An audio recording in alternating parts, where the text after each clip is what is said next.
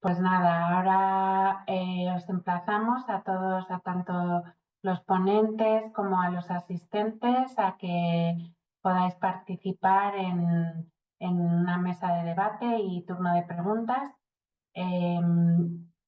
Tengo aquí 2 preguntas ya, o sea que si te parece, Xavier, las voy leyendo y, y, y ya vais dirigiendo a ver el resto de preguntas. De acuerdo, yo La, también tengo aquí un par de preguntas que me han pasado directamente, pero luego las hablamos. Empezamos con esas. vale, perfecto. Muy bien, pues la primera pregunta es de Laura y va dirigida a Usue. Dice, bueno, aunque todos los ponentes también la pueden explicar. En el caso de expurgar una pieza y que la única solución sea la destrucción total porque el resto de criterios no se han dado, por ejemplo, donación, venta, cesión a un centro educativo, ONG, vuelta a su dueño original, etc.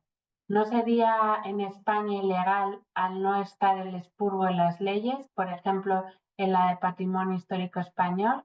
Gracias. Pues no sé quién quiere responderla, justo. Perdón, no sé, es que yo creo que igual más que Ushue, Joaquín, es que Sí, Joaquín Babaz está aquí también.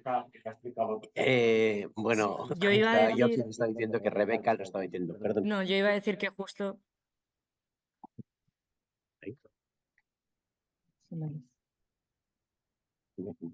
eh, ¿esto es un canal?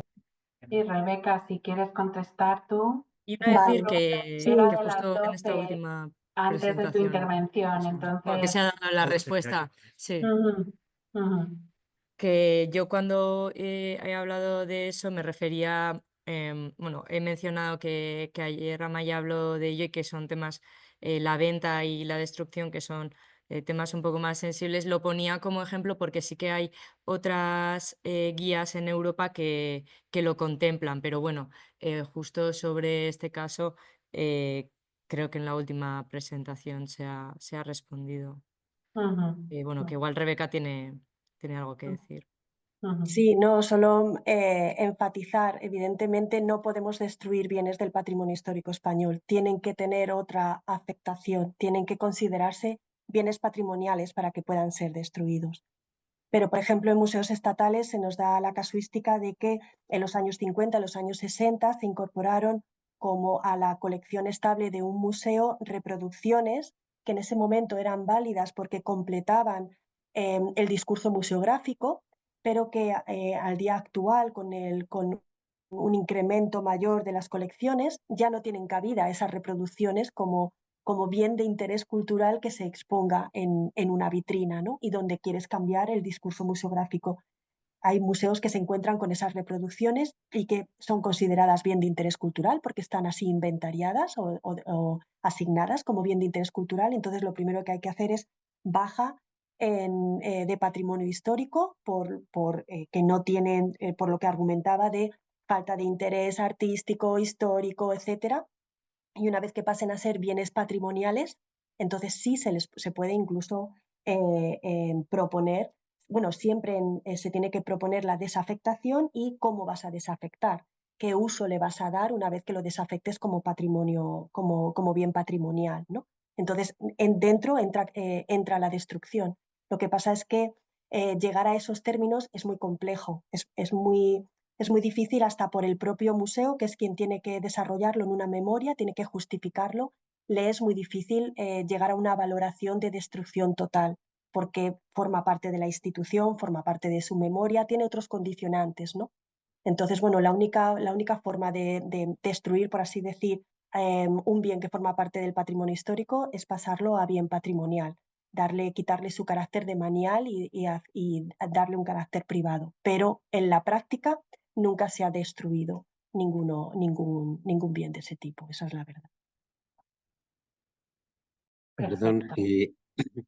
perdón, si me permitís, yo creo que igual Belén también tiene algo que decir al respecto, porque ella sí ha hablado de, si le he entendido bien, en los expurgos, también siempre en una última fase, pero que se puede llegar a la destrucción. Desde luego, en lo que es en nuestro caso, más que destrucción, a lo que hemos llegado es a constatar que hay piezas que ya están tan absolutamente deterioradas que no se mantienen. Entonces, no es que digamos, bueno, esto no nos interesa, los famosos patos de porcelana y los vamos a destruir. No, lo que está entero, igual no sabemos qué hacer con ello, pero desde luego no destruimos. Otra cosa es que a veces se constata que cosas no han llegado a estar en un estado de conservación mínimamente aceptable.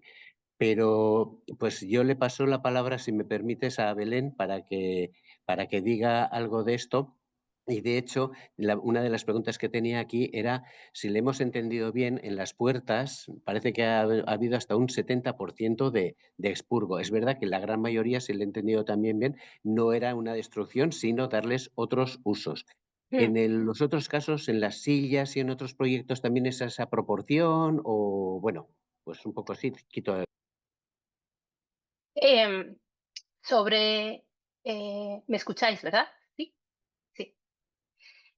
Primero, sobre la destrucción, todos los casos que hemos tenido por destrucción es sobre todo por cuestiones sanitarias y por mala conservación. Nos parecía poco ético ofrecerlo a otro uso porque, como digo, la mala conservación de los objetos en muchas ocasiones es que no te permite otra opción. Realmente es destrucción por salud para todos. Una vez que terminamos el análisis y vemos que muchas piezas no entran, intentamos, número uno, ofrecerlo a otros museos de la región. ¿Qué ocurre?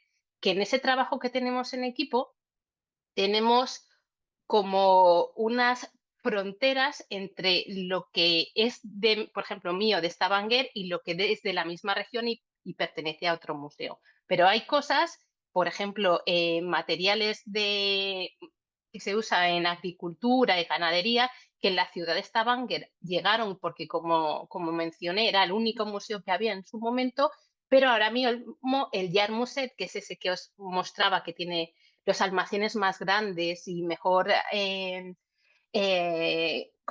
con mucho más espacio, es el que toma la iniciativa de coleccionar estas piezas. Sobre las sillas, por ejemplo, se les ha dado otro uso. Por ejemplo, en las casas museo que tenemos, una de ellas sí que tienen eventos. Entonces, intentamos que no salga de nuestro paraguas, pero que se le dé un nuevo uso. Ha habido casos, por ejemplo, que en el caso de las puertas hemos tenido varios ejemplos que hemos encontrado después de una labor de investigación con el archivo local, pasando bien de fotos de las distintas calles del casco histórico, hemos encontrado en la casa a la que pertenecen. Pues la verdad que ha sido muy gratificante volverlos a llevar al lugar de donde proceden.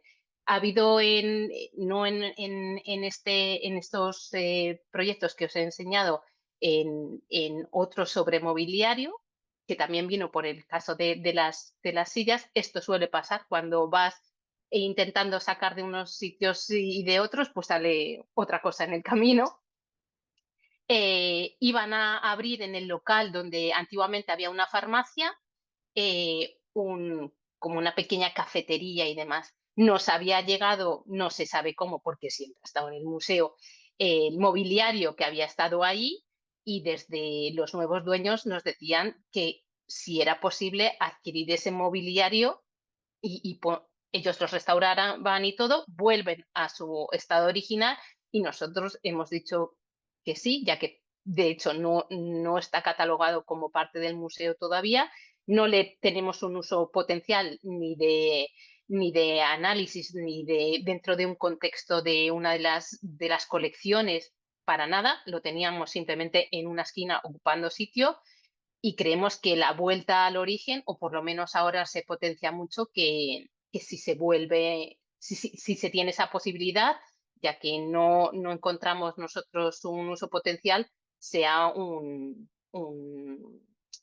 una buena opción.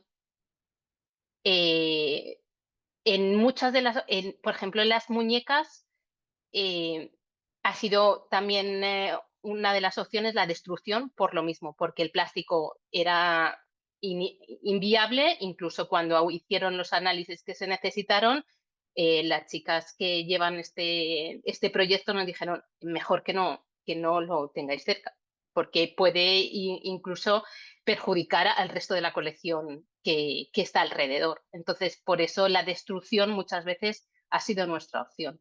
No por gusto, apoyamos que se cambie el uso, si para nosotros no tiene, pero hay veces que es necesario. Y no es tabú. Aquí en Noruega no es tabú, es necesidad. No sé si he respondido o algo se me ha quedado en el tintero.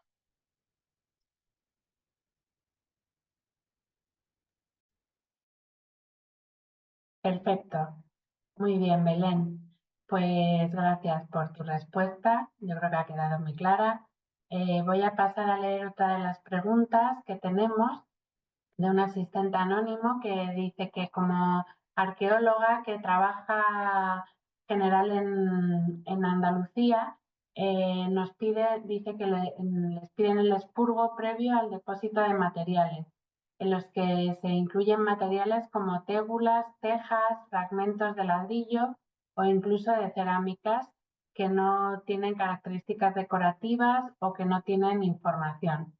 Su pregunta es, ¿qué hacer con el material que se ha descartado? ¿Se vuelve a llevar a su lugar de origen? ¿Se lleva a un punto limpio como material constructivo? También indica que tener un almacén para material descartado no lo ve viable, teniendo en cuenta que no hay espacio siquiera para los materiales que sí se depositan.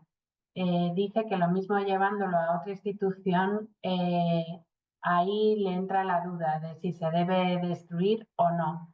Y dice que con la cerámica se refiere a fragmentos muy pequeños o común que no tiene nada significativo. Pues no sé quién quiere responder. Hola, bueno, es que no tenemos representantes de la Junta de Andalucía, que serían los que tenían que responder, pero cuando la Junta de Andalucía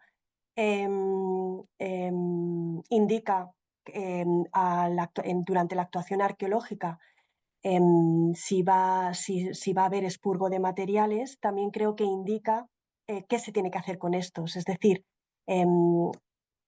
indica al responsable de la actuación arqueológica, al equipo directivo de la actuación arqueológica, que proponga qué se puede hacer con estos materiales. Por otro lado, también la propia Junta tiene que ella decir qué se tiene que hacer con estos materiales, ¿no? Pero yo creo que lo que se pide a ese nivel es que es susceptible de expurgarse. La segunda parte de qué hacer con ese material creo que le corresponde a la Junta, en este caso a la Junta de Andalucía o al organismo competente, le corresponde decidir, porque es un yacimiento arqueológico, por lo tanto, todos los bienes muebles e inmuebles que salen de ese yacimiento arqueológico o de ese ámbito arqueológico son bien de interés cultural. Entonces, quien gestiona los bienes de interés cultural es el organismo competente, no la persona en la que recae la dirección de la actuación arqueológica, ¿vale? Entonces, en esta persona tiene que recaer los materiales susceptibles, los bienes susceptibles, pero no qué hacer con ellos. Eso debe ser trabajo del organismo competente, sí. Perfecto, muchas gracias, Rebeca. Muy claro. Tenemos ahora otra pregunta de Cecilia que dice, en el caso de bienes pictóricos procedentes de la desamortización, que en muchos casos el estado de conservación de estos bienes es pésimo y la documentación es prácticamente nula, pero que ocupan un espacio importante en los pocos peines o espacios que tienen los museos provinciales, la pregunta es, ¿se ha planteado alguna vez realizar un expurgo, por ejemplo, cediendo la obra a otro centro o parroquia? ¿Le consta al Ministerio algún caso? Creo que va para ti, Rebeca, la pregunta. Sí. Bueno, como tal, el expurgo no se plantea, o sea, nunca se utiliza la palabra expurgo. No nos han planteado nada, y nada relacionado con desamortizaciones, pero sí, por ejemplo, si algún museo ha cedido, o sea, ha hecho un depósito en el espacio que era original de esa obra. Si, por ejemplo, el Museo Cerralbo, para una obra de Orozco que procedía del Paular, pues ahora mismo está en depósito. sigue perteneciendo al museo, pero está depositada en el lugar exacto en donde fue creada y se fue creada esa obra, ¿no? Dentro del monasterio del Paular. O sea, en este caso no se ha utilizado el expurgo o cualquier otro término asociado a expurgo, sino se ha hecho un depósito. Vale, perfecto. Muy bien. Muchas gracias. Pues tenemos otra pregunta más de María Elejalde, que dice que su pregunta va dirigida sobre todo para Belén. Y la pregunta es la siguiente: ¿hasta qué punto los modelos de expurgo aplicados a los países del norte de Europa, en este caso Noruega, serían transferibles al contexto español? Y en relación a esto, ¿crees que sería viable o incluso deseable construir un marco europeo común, o se debería enfocar a prácticas adaptadas a los contextos locales? Gracias. Belén. Bueno, pues yo creo que el marco legal es lo que hace que sea muy difícil aplicarlo en el contexto español. Quizá Maya, que ha hecho el análisis de todas las posibilidades que ahora mismo existen en Europa, podría tener una mayor visión de las diferentes posibilidades que se podrían hacer. Yo abogaría por algo híbrido. Como he dicho, la ley de patrimonio de aquí es muy escasita y yo vengo de la experiencia de España y a veces yo me siento perdida porque me encantaría venir con una serie de leyes como acaba de presentar súper claro y súper bien Rebeca y decir, pues a esto me puedo coger o a esto no, o me viene bien o este es el caso. Yo no trabajo con eso y hay veces que no tener ese marco legal tan cerradito hace que sea, como digo, un arma de doble filo. El que se pueda hacer algo a nivel europeo, tengo que reconocer que es que Noruega no está dentro de la Unión Europea. Para bien o para mal, va a su ritmo y a su gusto y a sus capacidades. Entonces, que la Unión Europea intente hacer algo, pues no te puedo decir porque es que no sé en qué momento o a lo mejor están en proceso de algo. Quizá, por ejemplo, Rebeca podría aclararnos eso. Yo tengo que reconocer que en el caso con el que yo trabajo, el tener este marco legal que me ayuda en esa flexibilidad a la hora de evaluar mis colecciones y tomar una iniciativa, pues a veces que es muy fácil, pero otras veces no es tanto, porque tu ética y sobre todo tus conocimientos anteriores hay veces que te paran y un handicap que a veces que tenemos los que trabajamos fuera de tu país de origen y que tu educación respecto a la del entorno es totalmente diferente, que tengo que decir que nosotros en España a nivel de conocimientos de patrimonio cultural y de gestión creo que somos de lo mejor que hay en Europa, por los compañeros que me tocan, pues claro, les tengo que empezar a argumentar porque yo pienso a veces diferente y es porque yo vengo de mi ley de patrimonio histórico español y aquí no hay y no tengo esas herramientas. Entonces, yo creo que tan libre como aquí, en España no podría ser. ¿Que podría ser algo más flexible? Pues quizá sí, pero hay demasiado marco legal totalmente diferente que impide que sea de este modo. Es mi punto de vista, que tengo el corazón partido, pero es lo que yo, mi experiencia es lo que me dice.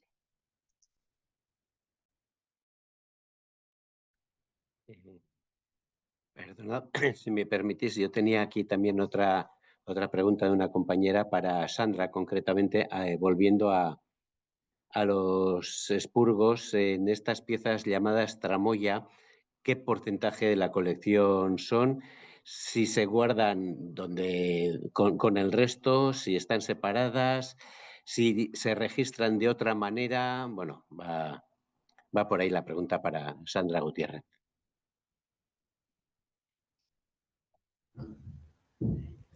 Hola, Sí, se guardan en el mismo almacén.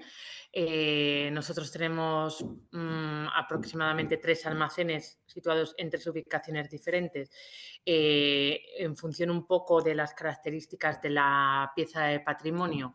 Pequeño y mediano tamaño están en una ubicación, bastidores y luego todo lo relacionado con radio en otros 2 diferentes. Entonces, por ejemplo, los teléfonos, que es todas las tipologías de teléfonos que tenemos, desde los Bakelita, los Góndola, Heraldo, Teide, todos los que han formado parte de la cultura popular de este país y que hemos conocido, es quizás de los que mayor acumulación de ejemplares tenemos, así como de centralitas manuales, de las que se ponían en los lobbies de los hoteles o los que se ponían en los locutorios rurales de todos los pueblecitos de España.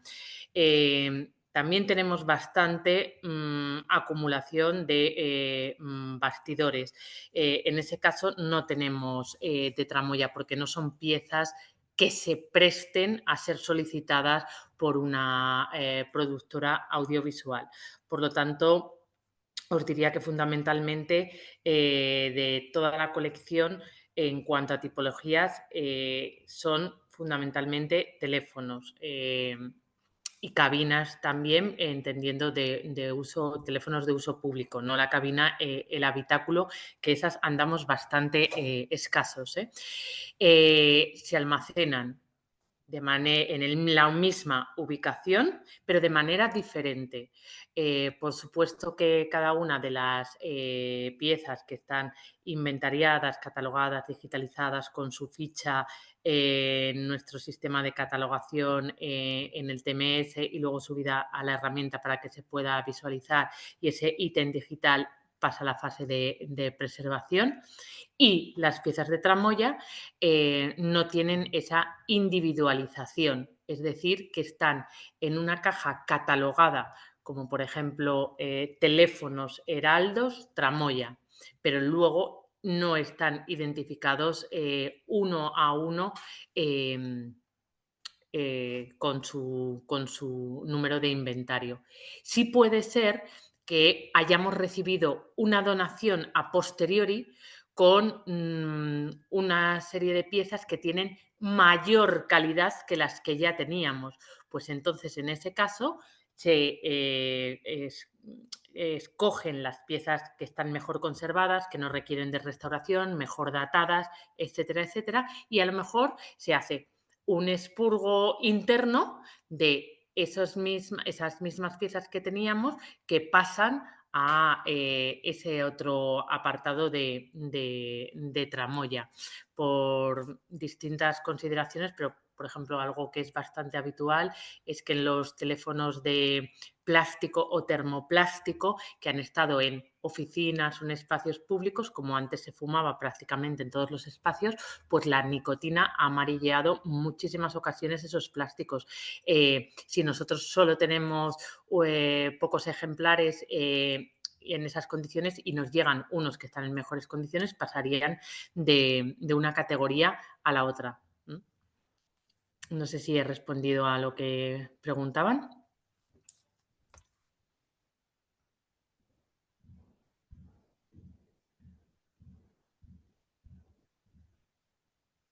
Sí, yo creo que ha quedado claro, ¿no? Tanto físicamente como en el registro y en efecto nosotros también alguna vez, es muy puntual, pero sí que hemos hecho recibir algún objeto porque lo tenemos mejor documentado, es más interesante, aunque tengamos esa tipología, pensando que, bueno, que ese es mejor guardar ese, aunque haya venido después, para ir reemplazando otros. Pero bueno, no sé si hay más preguntas o Nieves nos dirá. Voy a cerrar. No, por aquí no han llegado más preguntas. ¿Tú tienes alguna que otra, Xavier? Sí, aquí tenemos a Joaquín Babazzi, un compañero, como está aquí presente, le cedo el espacio y directamente. Perfecto.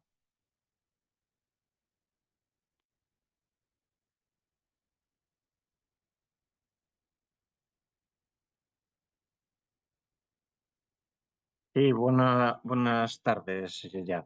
Bueno, yo voy a empezar por una pequeña reflexión y luego una pregunta dirigida a Rebeca. La pequeña reflexión que quería hacer es que me parece que estos 2 días lo que se ha puesto de manifiesto, entre otras cosas, es el miedo que se le tiene al término de expurgo y a emplear el término, la palabra expurgo, ¿no?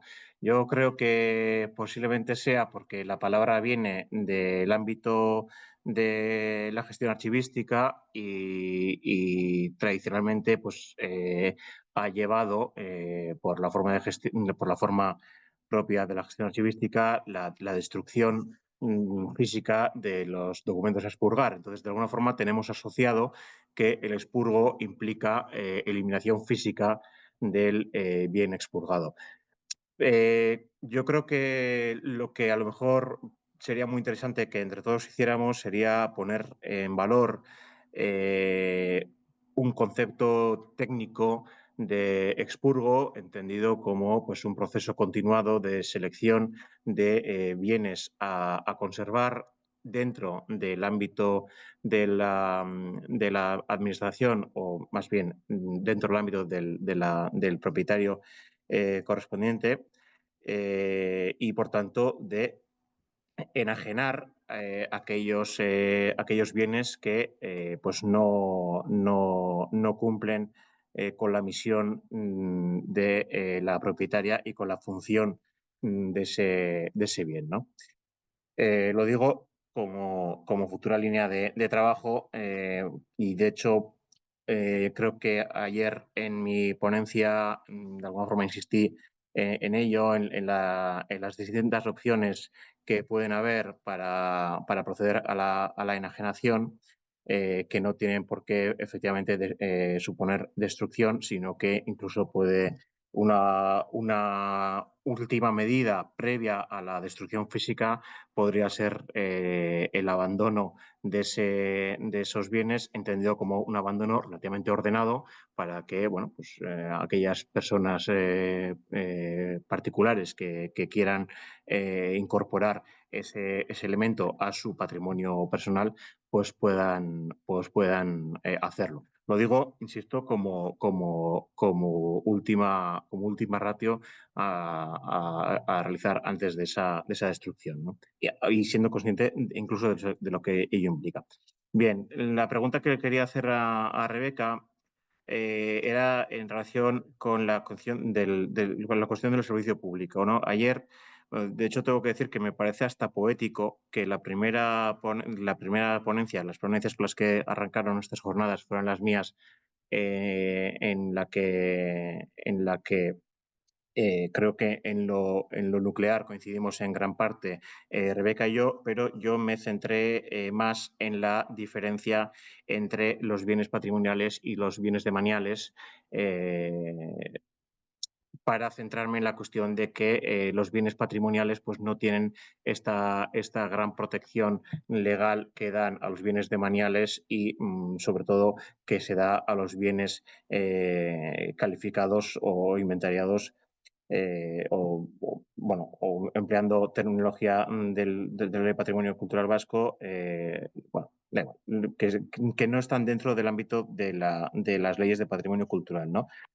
Porque me ceñía un poco a la cuestión de la problemática que yo entendí que tenían sitios como Gordaiba. Entonces, en relación a esto, hay una cosa que ayer me preguntaron y que yo respondí muy por encima, porque obviamente no tengo la experiencia que ha demostrado Rebeca, que era el posible expurgo de bienes que estuvieran en los museos, y yo respondí pues que efectivamente por Ministerio de la Ley todos los bienes muebles que estén en un archivo o museo estatal tienen carácter BIC y por tanto no se puede proceder a su expurgo, que para eso primero pues hay que quitarles el carácter BIC y convertirlos en patrimoniales. Entonces, aquí hay una cuestión que me gustaría saber cómo interpretan los museos estatales, porque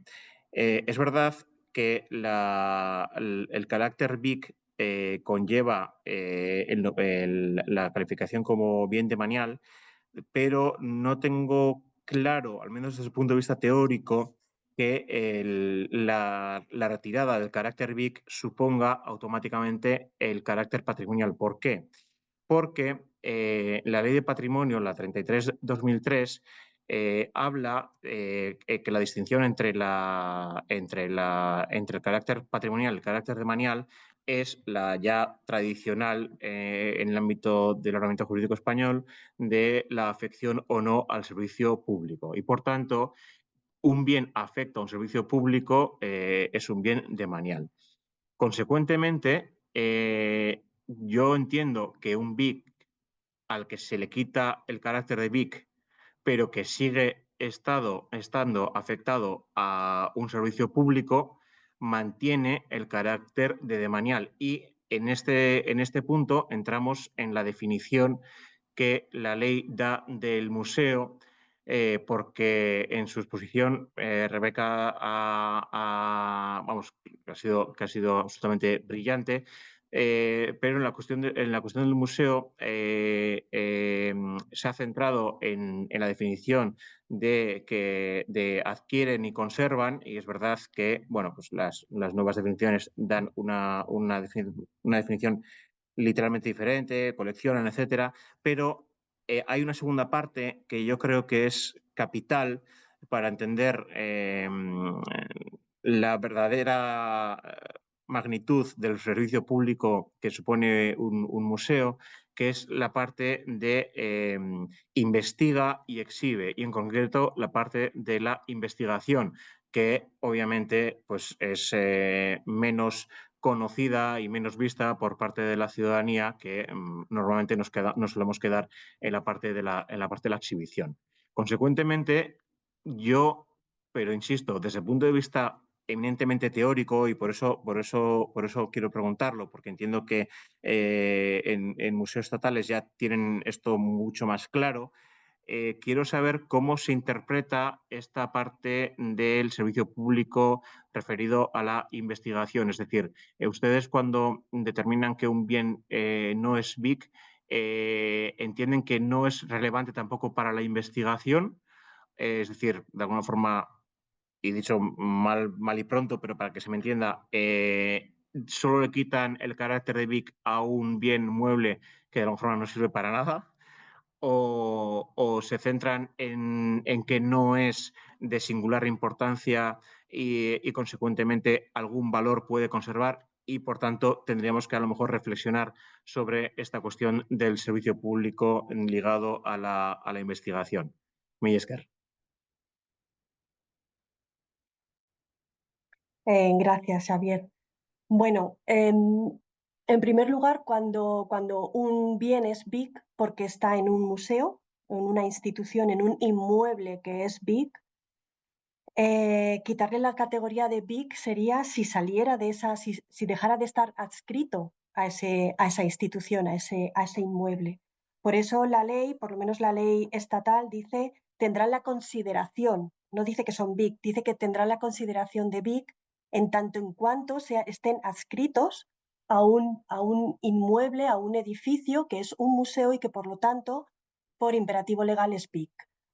La cuestión no es quitar la máxima categoría de protección, la cuestión es quitar la categoría de bien del patrimonio histórico español.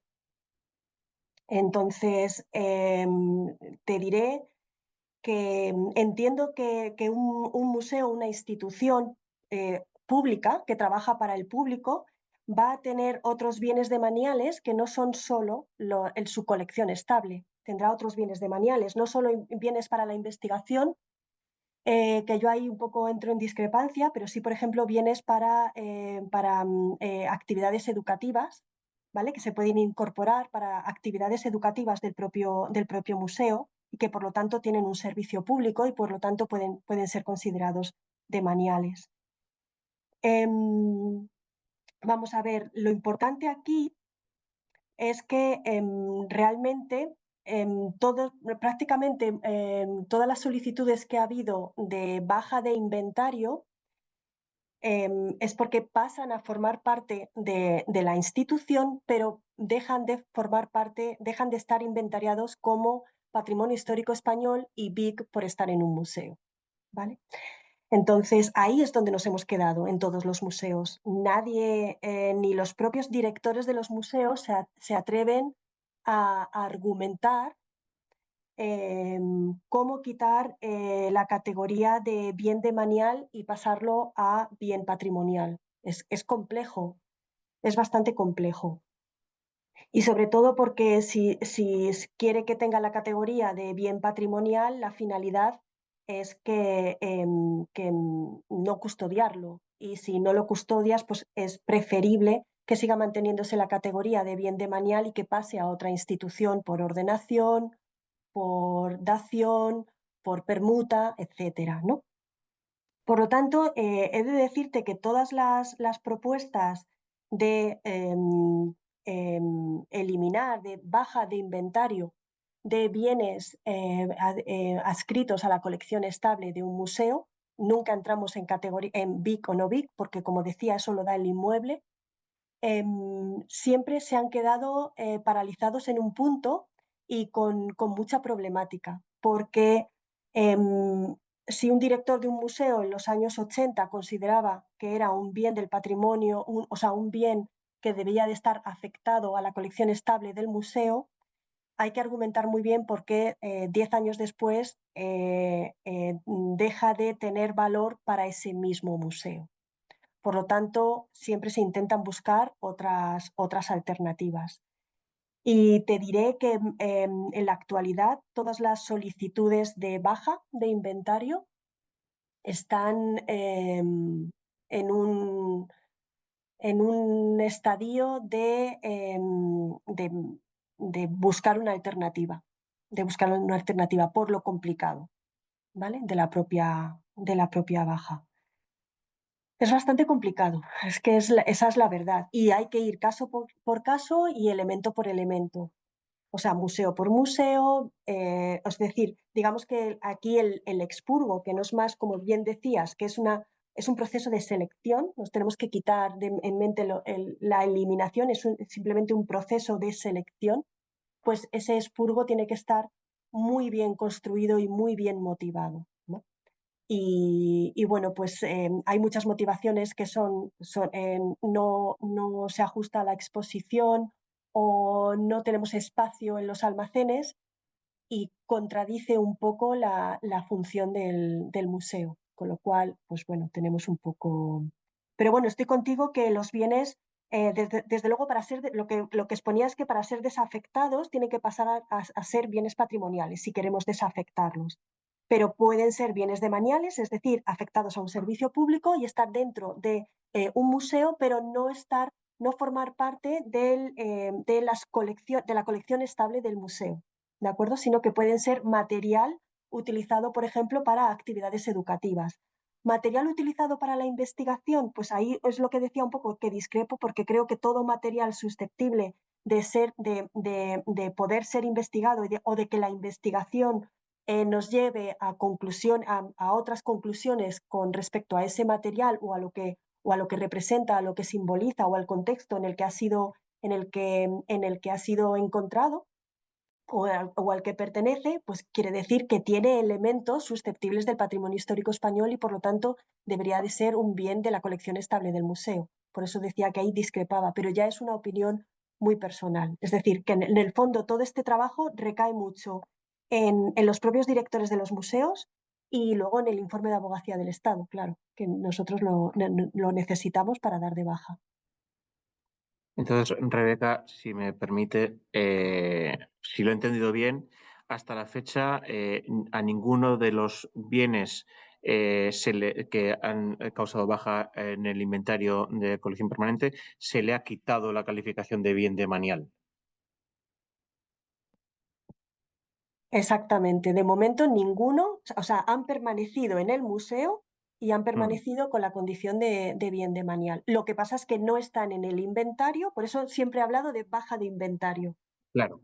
no están en el inventario de la colección estable del museo. Y por Claro. lo tanto no tienen la categoría BIC, porque no están adscritos en cuanto a patrimonio histórico español a ese museo. Pierden la categoría de BIC. Pero Perfecto, nosotros no solicitamos que pierda la categoría de BIC, que es que pierda la categoría, el reconocimiento de patrimonio histórico español. Sí, bueno, es decir, que al salir de la exposición, No de la exposición, sino del registro, del sí, inventario de la colección estable del museo. perfecto. Pero lo que yo quería aclarar era esta cuestión de si pierden o no el carácter de demanial, que me parece que es una cuestión fundamental. Vale, de momento no pierde la demanialidad. Perfecto, muchas gracias. Perfecto. Bueno, Nader tiene la mano levantada. No sé si quieres decir algo, Nader. Sí, perdón que he utilizado ese recurso, no No, podía no, muy escribir una bien. pregunta. Creo que, bueno, era la única manera de hacerlo. Bueno, lanzo una cosa, hago un apunte que no he oído nada todavía al respecto y me llama la atención, ¿no? Porque si estamos hablando de revisar las colecciones y, bueno, creo que está abordando todo esto, bueno, desde una perspectiva profesional, por supuesto, pero también quizás egoísta, porque hay una perspectiva también que es la colonial, ¿no? Que me pregunto si se toma en cuenta a la hora de revisar las colecciones y de valorar qué debería de estar y qué no, pues dentro de ellas, ¿no? Porque ahí, bueno, se está haciendo una lectura a partir de una economía de medios, ¿no? De cuánto ocupan, cuánto cuesta conservarlas, etcétera, hasta cuándo, bueno, y como que hay que vaciar, ¿no? los depósitos, porque si no, no es económicamente, pues, lógico llevar este tipo de prácticas. Pero bueno, creo que también hay que hacer una revisión histórica y ética de lo que se está guardando, ¿no? Y porque muchos, imagino, no soy ningún experto, pero que muchos objetos que se guardan son fruto pues bueno, pues de guerras, de procesos de colonización que quizás deberían de devolverse a aquellas culturas, a aquellos países desde los que se trajeron, ¿no? Entonces, bueno, quizás la pregunta es para Rebeca, no lo sé, o para cualquier persona que quiera opinar, ¿no? Pero está todo el rato como rondándome esta cuestión en la cabeza, ¿no? Que no se ha mencionado y creo que es importante que esté sobre la mesa. Sí, No si sé me si... permitís. Ah, no, adelante, Rebeca, luego le hago un comentario. Quito. No, sí. A ver, sí, la práctica decolonial está sobre la mesa con todas sus particularidades, está sobre la mesa. Dentro del ámbito nacional está la ordenación de colecciones. La ordenación permite, además entre diferentes administraciones, permite poder hacer esa práctica decolonial dentro de nuestro propio ámbito territorial, ¿no?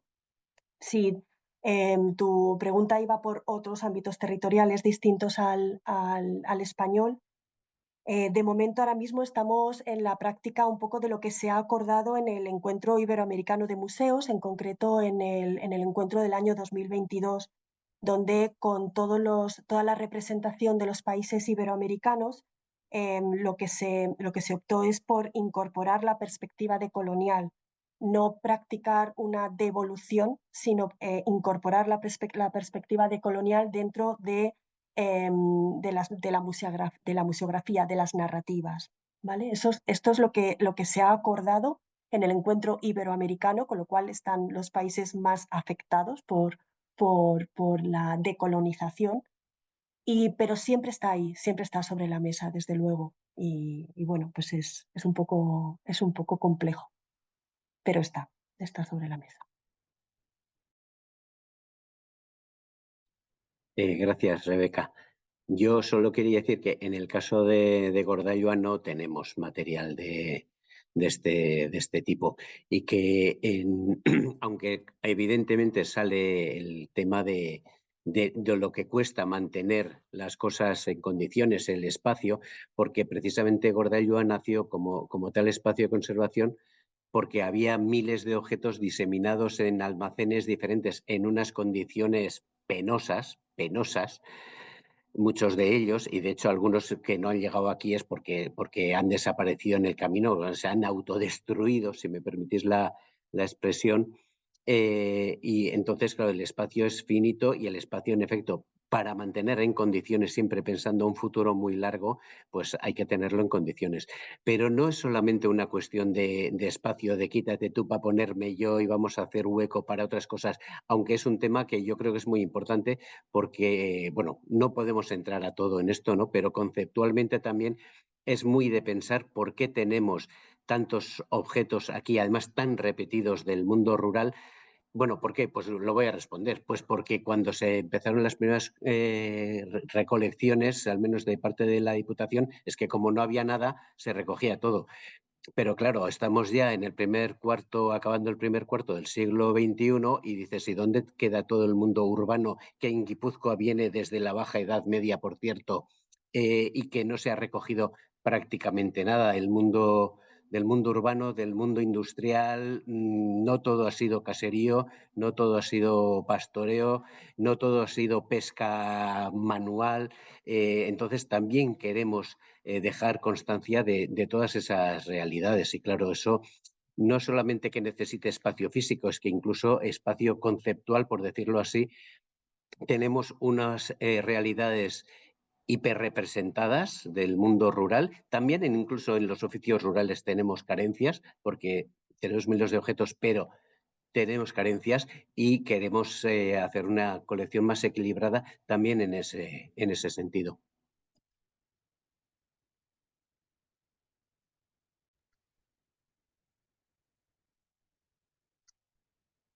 Hola, si me permitís, yo os voy a dar el problema que nosotros tenemos, no es colonización o decolonización, y son objetos que han venido por misiones y se han intentado devolver, pero dada, como habéis visto, la problemática con la documentación, es imposible devolverlos. O sea, nosotros queremos devolverlos, pero a quien que lo mando por segura, no sé quién, o sea, la intención está y nosotros no tenemos, ni sé por qué está, ni sé por qué tengo que guardarlo.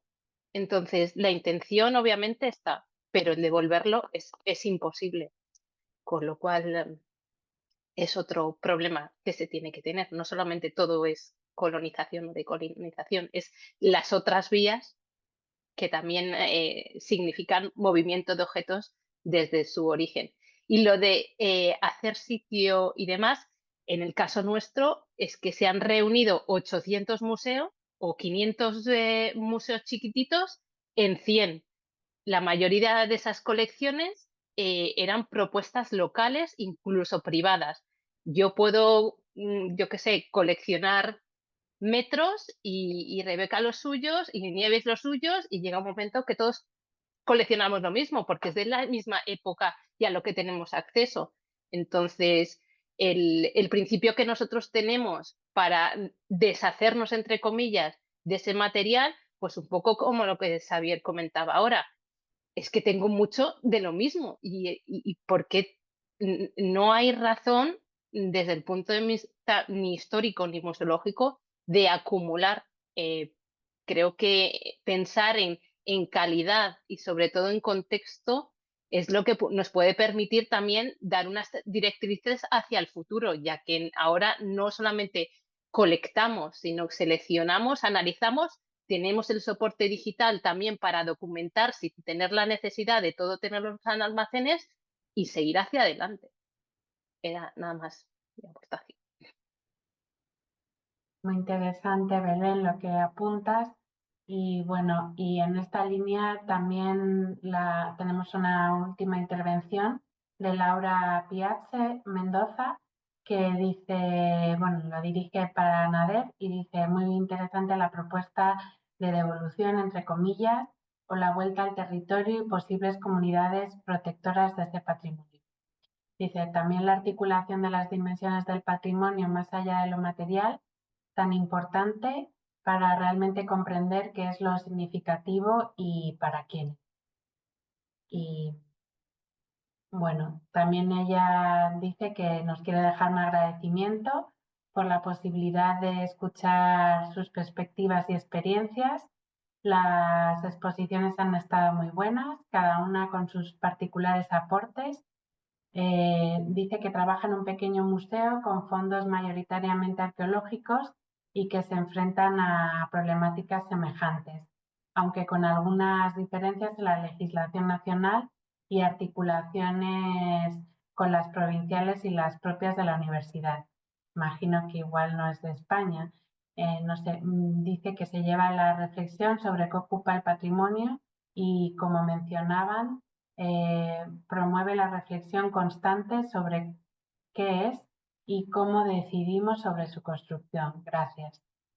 Bueno, pues nada, muchas gracias por la aportación y bueno, si no hay nadie que quiera decir nada más, yo creo que es buen momento ya de cerrar y dar por finalizado este seminario web, que aquí por lo menos en Madrid nos tenemos que preparar a ponernos de chulapos y chulapas para la fiesta de San Isidro de mañana.